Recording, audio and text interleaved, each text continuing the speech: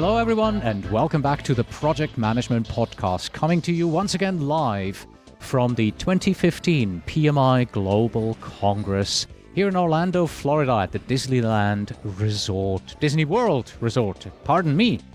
We are sitting right now here at the PMI booth in the exhibitor hall. People around us are still setting up, and with me is Victor Carter-Bey. Hello, Victor. Cornelius, how are you? Pleasure to see you and pleasure to meet you. Doing very well. Same here. Thank you. So what is your role with PMI? What do you do? I work as the director of the certification program, a role that I've been in for just about 4.5 years now at this point. And what that means is that I'm charged with the overall responsibility for all 8 PMI certifications.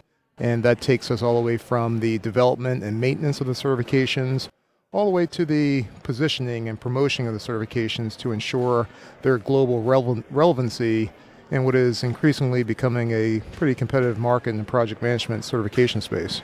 Last year in Phoenix, I interviewed John Klein. How does he relate to you and your position? John's a fantastic guy. John is a member of my staff. He is the manager of certification products, which essentially means he works to help that those goals that I just outlined with respect to my responsibilities, that we're able to get those accomplished. But specifically, Cornelius, what he does is that he oversees our product manager team. PMI takes a product management perspective and approach to the maintenance and the relationships that we try to establish with all of our stakeholders in the certification program. We take a product management approach, and John oversees all of the product managers and works on a number of different functions related to the product management area. Okay. Certifications is your area, and we want to talk today about 3 primary high-level topics: the talent triangle, PDUs, and also the CCRS, the continuing certification requirements system. Let's begin with the talent triangle. What led to the development of the triangle? It's a great question, and one that I am increasingly enjoying having the conversation on, because as we think about where things are in the global marketplace, and at some level, sure, we're going to focus specifically on project management, but even there's an argument outside of the project management realm that you're dealing with the challenge of practitioners, people in multiple industries, but in this case, Cornelius Project Program Portfolio Management, who have incredible technical skills. So the ability to lead and direct projects and programs, to understand all the nuances that go into managing those projects and programs, all those skills are great. And a lot of our project managers, particularly those who hold our certifications, do a fantastic job. The challenge has become, as organizations, particularly those who hire and promote and employ these folks, they are saying to us that they need to have and do a better job with their softer skills. So we think about things like leadership, negotiating, communications. So specifically, what has happened with respect to the talent triangle for PMI is that our president and CEO, Mark Langley, often goes out and he speaks to executives from all over the world, and one of the constant themes that came up in his conversation was this need for project managers to essentially have better skills in those areas. So that all manifested itself into the PMI talent triangle, which the 3 sides representing those technical skills that I referenced earlier, but then also business and strategic management skills, and then finally leadership skills. How central is the talent triangle going to be for PMI's future? Incredibly important to all areas of PMI. So from the standpoint of the work that I know we're going to talk a little bit about that today with respect to the continuing certification requirements program. But even beyond that, we're establishing a profile and position with respect to the triangle within our professional development area. We're also doing some work with respect to the triangle in our academic departments and even our organization departments. So PMI being structured along 3 specific verticals: academic markets, practitioner, and organization markets.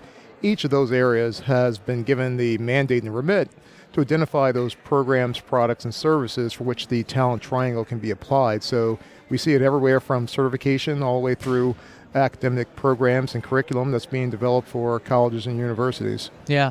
A question that just popped into my head. A triangle is just one geometric form.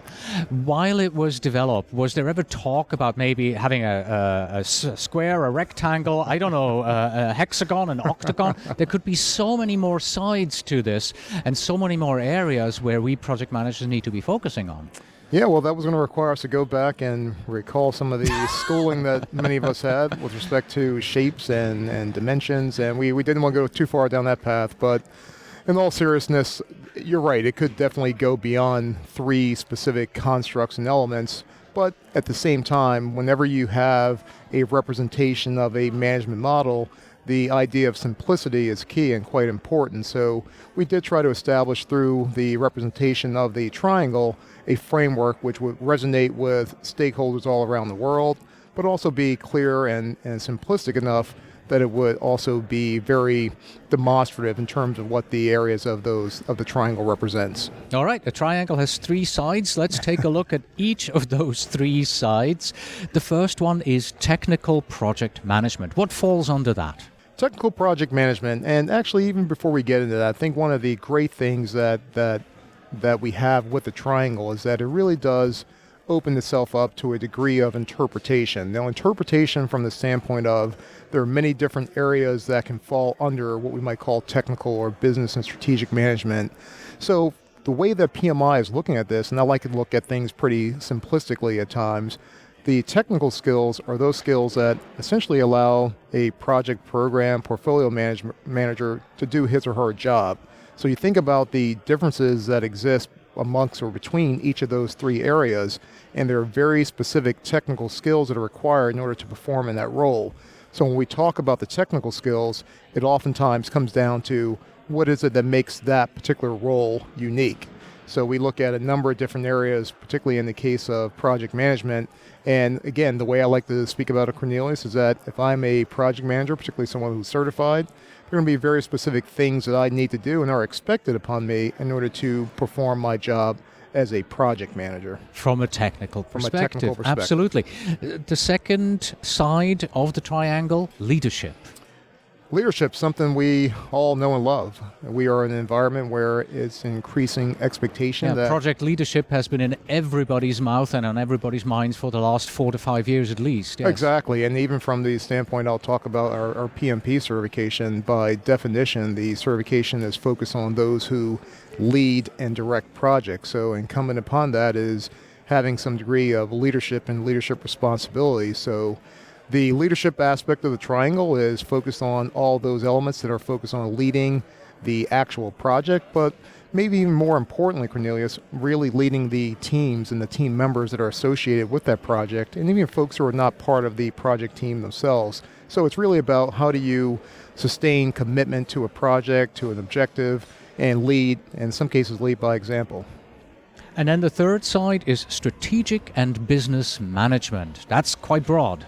It's very broad, and it's an area that is quite important to me. Just with my background, being an MBA, I worked on a doctorate in management, so business and strategic management skills are quite important. And in order to be a well-rounded professional, particularly in this day and age, with the great work that project managers all around the world, sort of our PMP certified project managers have done all around the world, what I've been telling people is that because of the great work these folks have done, they've essentially raised the bar and they've raised the expectation on behalf of the organizations who are employing them, who have said, you guys have done a great job leading and directing these projects.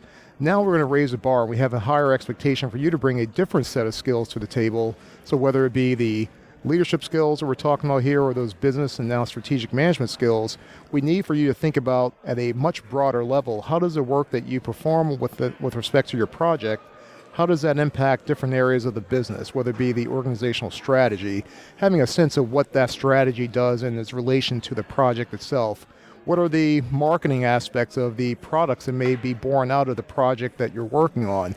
Understanding the connectivity amongst all those dots, it's really critical, and I'm excited that we're able to have a new focus and increasingly focus on this area because it's very important. What does the triangle mean for project managers who are not PMI certified? We said it's very central for PMI. Mm-hmm. It's obviously central for people like myself who have PMP certification, but what about people who have no PMI certification? I'd argue is equally as important. I think, again, we're dealing with an environment and an expectation amongst employers today that people come to the table with resonant skills in many different areas. So whether they be technical in one specific trade, in this case project management, or even you look at human resources, there are specific technical skills that are expected of those folks who work in those areas. But with the risk that is also inherent in the different projects that we see today, you look at the PMI Pulse of Profession, it talks about for every project, every $1 billion that's invested, roughly $109 million of that investment goes to waste because of people in some cases who have the inappropriate project management skills or broader skills in order to manage that project appropriately. So thinking about that type of risk and some other measures as well, it's increasingly important that we have a lot of different skills that are being brought to the table. So even if someone does not have a certification, for example, let's say they want to go through a professional development course at PMI, which does not require you to have a certification, you would still be able to benefit from the focus that group, the professional development group at PMI, has around the talent triangle. So many of its products and services are centered around that as well. Mm-hmm. Before you joined PMI, you were with Prometric. That's the company where every PMP goes to and physically sits down to take their PMP exam. That was a few years ago, but I'm sure you're keeping up still with other organizations and their certifications. Do you see something similar like the talent triangle happening in other certification areas that have nothing to do with project management? We're starting to see some aspect of that evolve with some other programs.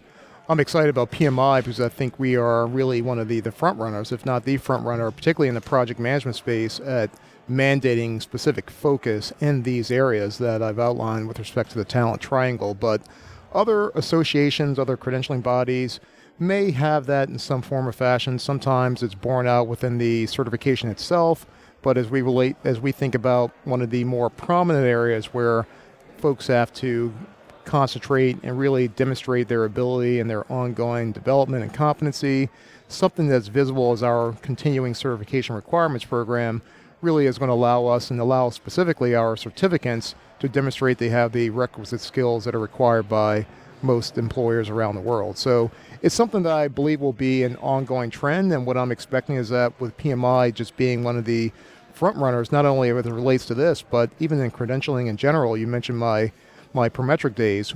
When I started with Prometric, I was actually brought on to manage the relationship with PMI. So I worked with PMI for about 3 of my 5 years at Prometric. And one of the things that I always enjoyed was whenever I spoke with other clients, they would oftentimes say to me, well, help us understand how PMI did it. Help us understand how they were able to grow into over 180 different countries around the world. So that has definitely resonated with me. And even today, I think that for the great work that PMI is doing, we have a chance to be another trendsetter, if you will, in terms of how this type of approach within the continuing education requirements program can resonate with other organizations. What influence will the talent triangle have on the actual PMP exam? I mean, will PMP exam takers in the future have to answer questions about business acumen, knowledge management, finance, those areas? Yeah, well, the thing about it is that a lot of those elements are part and parcel of the examination today. So if you look at the exam content outline is what we call it, which is essentially the blueprint for the development of the exam. It focuses on all the domain areas of the examination, all the underlying tasks that are required to perform that role. As part of that exam content outline, at the very end, and I encourage all the listeners to take a look at it, is that there's what's called cross-skills and cross-functional areas, which really allow you to take a look at a long laundry list of all those cross-functional, cross-cutting skills that go across each of the different domains. And a lot of those skills, particularly that are related to some of the areas, or all of the areas, I should say, in the talent triangle, are encompassed within that list. So it expands beyond the 3 specific ones that are in the triangle, but in some form or fashion, there are a lot of other areas. I mentioned earlier, things like negotiating and communicating. A lot of these skills are part and parcel of that list and directly have some influence on the talent triangle itself. All right, so much for the talent triangle, specifically focused on what it is and what it means for us. Now, let's take a look at PDUs and how the talent triangle fits into that here. What is the most significant change that the talent triangle brings to earning PDUs and recertification? The biggest change that's going to occur, and this will be in December of this year, December 1st of this year, is that our our certificants will now have to focus their development in specific areas. I know we referenced the talent triangle, but that really is the biggest piece of the change here. As I mentioned, PMI is now going to, don't necessarily like to use the word mandate, but we're going to actually put as a requirement that our certificants focus their development in those three areas of the triangle. And we're still going to maintain flexibility, which we'll talk a little bit more about here shortly, for them to determine how, when, and where they do some of their focus. But the main change that I want to leave the listeners with here today is that there is going to be that explicit focus to develop and demonstrate your development in those three areas of the talent triangle. With that said, however, still maintaining the incredible and the great flexibility that the PMI CCR Continuing Certification Requirements Program has come to be known for around the world. Personally, I think PMI's done a great job communicating the changes that are going to happen to how we need to earn PDUs. But let's assume there's somebody out there who's been living under a rock and doesn't have email. Where should they go to? What is the one document that they should definitely look at? This is a must-read if you are PMI certified in regards to understanding how you need to earn your PDUs. Well, thank you first for acknowledging what I believe has also been an incredibly great job that the PMI team has done. And this is a combination of not only the PMI certification team, our marketing team, chapters, REP teams, a lot of different stakeholders who have an interest here in ensuring that the word really does get out to all of these constituents around the world. So thank you again for acknowledging that. But let's acknowledge that some people will not necessarily have seen some of this or heard about it. But what I would suggest to them is that take a step back, take a deep breath, you're in good shape, and we're going to make sure that you get the information that you need, because all of this information is housed at pmi.org on the certification homepage. And we have it's a really cool site, Cornelius. We call it a microsite that has specific information that's dedicated to the change itself. But then even within that page, we have a combination of presentations, webinars, and other ways to demonstrate all the different changes that have been made. So I would encourage any user or anyone who is interested in learning more about this to go to pmi.org. All the information that you could ever imagine, to be honest with you, is on that page, particularly in the form of the webinars. I will key on those for a moment because the team went through great lengths to ensure that for as many aspects and many questions that it could anticipate might come about from our practitioners or organizations around the world, that we tried to address those elements and really what I believe are very clear, very compelling webinars, which again, are right there on pmi.org. Mm-hmm. While we're talking about earning PDUs, last year in Phoenix, I interviewed John Klein, and he mentioned something along the lines that the term PDU category, the categories A to F, that there may be a change in wording. We're not going to call them categories anymore in the future. Where are we with that? Yeah, good question. And I would argue that it's maybe not as an explicit focus on the terminology. We'll still have the term category that will be in our vernacular. But what the change will constitute, however, is a shift from that explicit focus on those 6 categories that you highlighted, A, B, C, D, E, and F.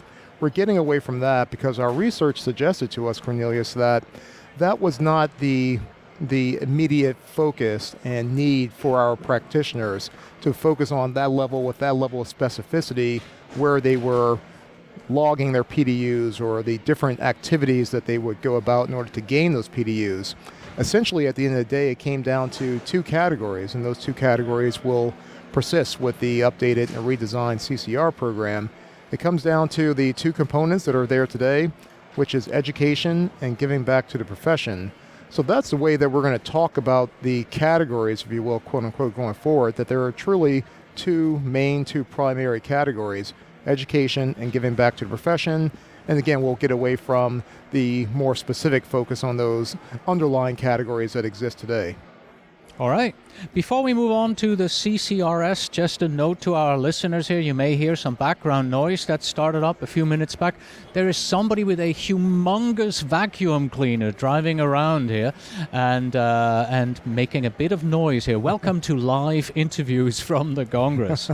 Okay, the third and final area that we want to talk about is the CCRS, the Continuing Certification Requirement System. That's still the place where I, as a certified PMP, I'm going to have to input my PDUs, right? It certainly is. Right. And there is no change in terms of where you have to go, but there will be a significant change in the experience that you'll have when you go there to log in your PDUs, to check on the status of various claims.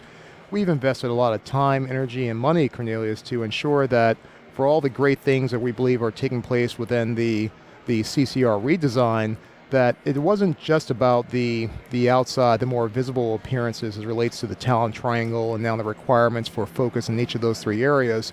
We wanted to ensure the totality of the experience, of the customer experience. So we took a lot of time, and I will underscore a lot of time, to work on the updates to the CCRS system.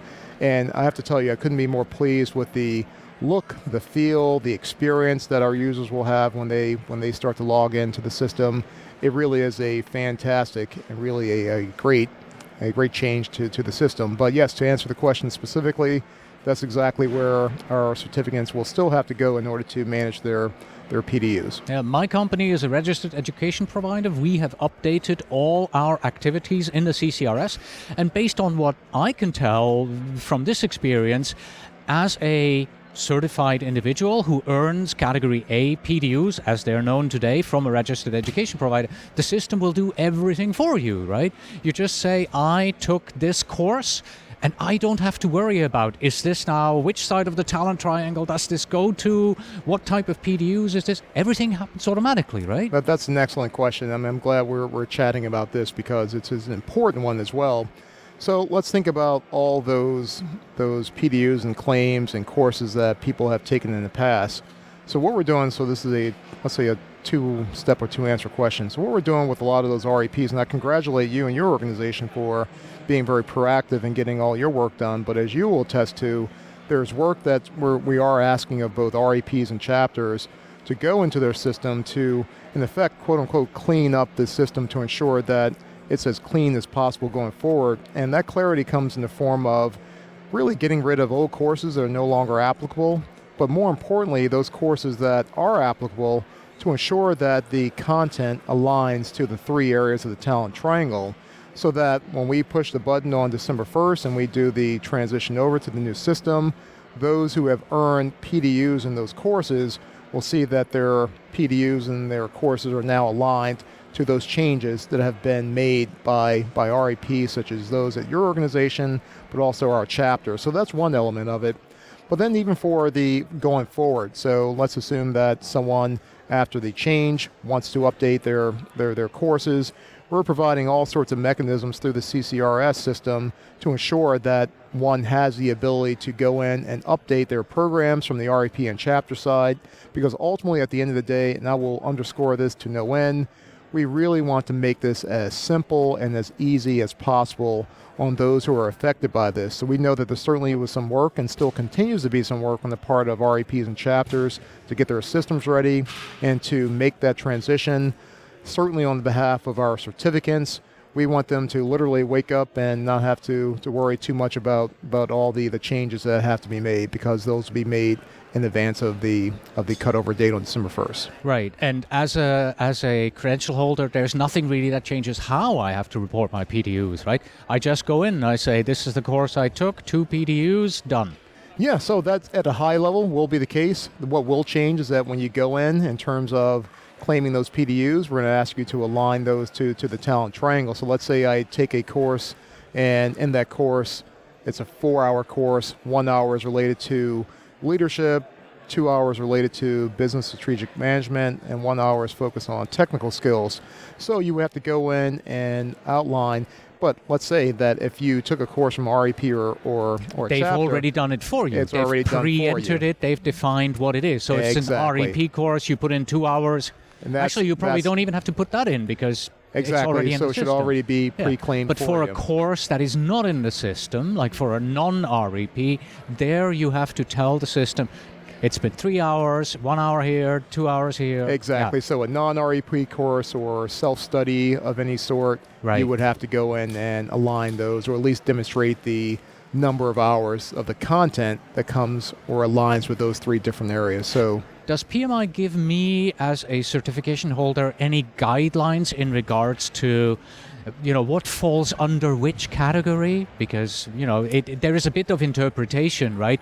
Was this technical project management that I have just done, or is this more leadership? I'm not quite sure. yeah, and at some level, we want people to make some level of interpretation, because this again gets back to the flexibility that when we decided to make this change well over a year ago, the first thing that the leadership team, and you mentioned John Klein earlier, who was a critical part and remains a critical part of this endeavor, one main thing we talked about was we want this to be as flexible and as easy and really some level of fun. We want people to go in and change the conversation from what before was, well, where can I get a PDU, to now, what leadership courses can I sit for? What are the technical courses that I should be thinking about in order to claim PDUs?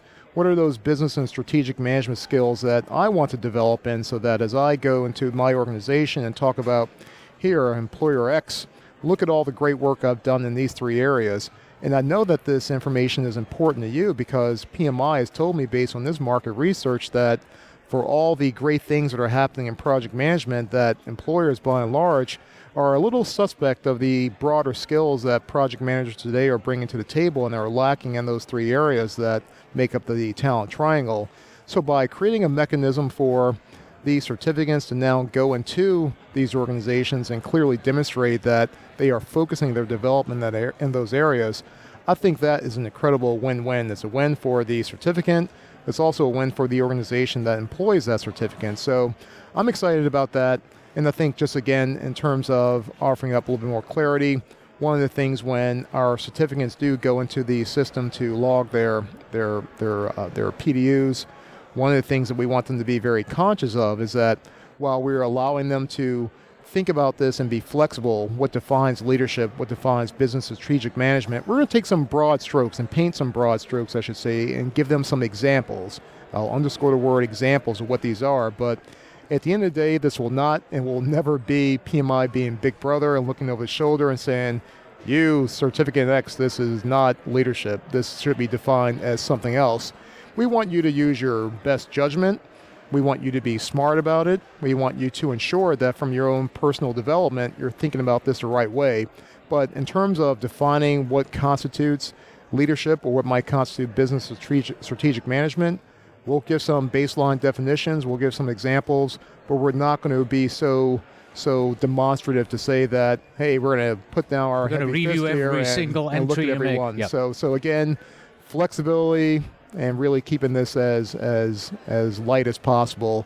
At the same time, putting in a level of stringency with respect to now taking professional development from something that today, while very good and very strong, is not as focused as we would like it to be, and really doesn't represent the evolution of project management that we are where we are today. So by making that shift, we think we put ourselves in a situation, and more importantly, our certificates in a situation to demonstrate that they have those requisite skills going forward. But before we move on to the conclusion, just purely out of curiosity, my organization, we updated 38 activities in the CCRS over the past 3 weeks or so.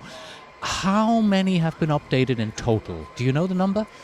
Yeah, we do have a sense of the number, and there's still some work to do. I'll say that. So we've been very clear, and it's been great being here at the Leadership Institute meeting with all of our volunteer leaders from across the world, where we had a chance on Wednesday of this week to get in front of essentially all of our chapter leaders from around the world and to give them an update on where we are and to encourage them to continue going into the system. Yeah, chapters have a huge number of activities. A huge number. Yeah. And I tell you, I've been really impressed with the work and the commitment and the urgency that these chapters have taken to go in and update the information in the system. And REP is the same way. So definitely still some work to do without getting into the specific numbers, but we're quite pleased with where we are. And have to say there's going to be a pretty heavy push here over the next month to make sure that everyone gets to where they need to be. All right. When and how does all of this take effect? When do I have to start earning PDUs in the three sides of the talent triangle? Yeah, great question. So to be clear, so we have two different, I'll call them funnels, if you will. So for anyone who has their current CCR cycle expiring before December of 2017, they will not have to abide by the specific structure that we've spoken about thus far.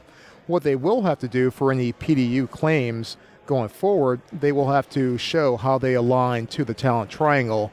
But as far as meeting the minimums of the 8 PDUs in each area or each leg of the triangle, they won't have to do that until their certification renews. Again, this is for anyone who has a certification that renews prior to December 2017. Now, if someone does have a certification today that expires beyond that point of December 2017, they are all in at this point, Cornelius, starting December 1st of this year. So not only will they have to enter new claims, new PDU claims, and align those against the talent triangle, but for all those other elements and constructs we've spoken about as relates to having to reach in the educational category, having 8 of those PDUs for each of the areas of the talent triangle, and then the remaining 11 within the education category can be across any of those 3 areas.